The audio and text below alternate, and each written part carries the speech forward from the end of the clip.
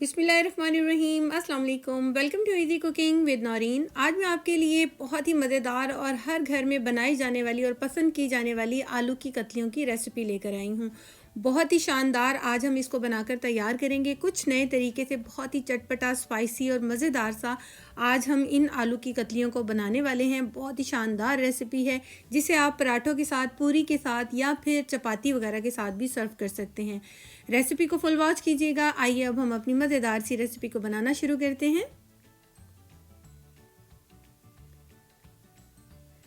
यहाँ पर मैंने 1 किलो आलू लिए थे और उसको मैंने छीलने के बाद अच्छी तरीके से धो लिया है और धोने के बाद इसको पेपर टॉवल से खुश्क भी कर लीजिएगा। इस तरह कुकिंग बहुत आसान हो जाती है जब हम सब्जियों को खुश्क कर कर जो है इस्तेमाल करते हैं।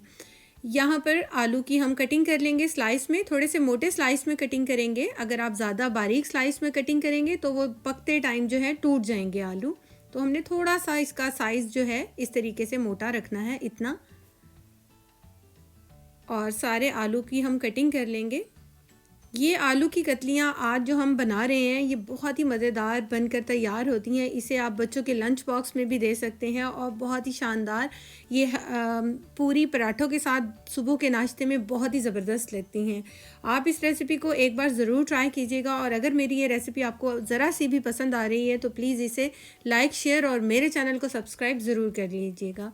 यहाँ पर सारे आलू की मैंने कटिंग कर ली है। अब हम इसको पकाना शुरू करते हैं, जिसके लिए मैंने एक कढ़ाई ली है।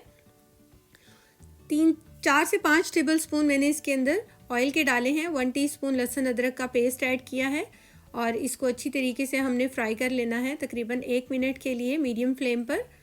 और अब हम इसके अंदर डालेंगे 1 टीस्पून भरकर मैंने लिया है ज़ीरा। और ज़ीरे के एक बार मिक्स करने के बाद इसके अंदर साथ ही हम प्याज ऐड कर देंगे। एक बड़े साइज़ का प्याज दिया था जिसको मैंने इस तरह से रफली सा कट किया है।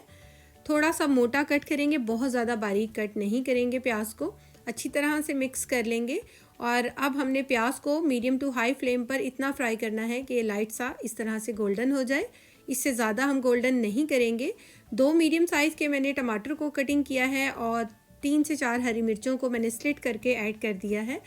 आप टमाटर को एक बार मिक्स कर देंगे और 1 मिनट के लिए इसको हम भूनेंगे ताकि थोड़ा सा टमाटर जो है वो सॉफ्ट हो जाए। अब हम इसके अंदर हस्बे ज़रूरत नमक ऐड करेंगे। मैंने 1.5 टीस्पून ऐड किया है। 1.5 टीस्पून कुटी हुई लाल मिर्च ऐड की है।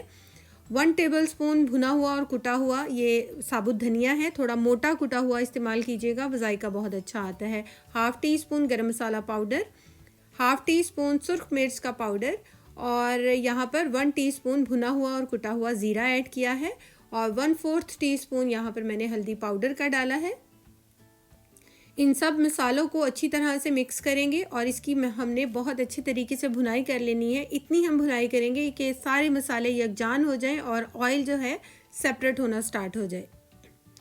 जब ऑयल अच्छे से सेपरेट होना शुरू हो जाएगा, ये देखिए मसाले कितने अच्छे तरीके से भुन चुके हैं, ऑयल भी अलग हो गया है, तो हम इसके अंदर आलू को ऐड कर देंगे।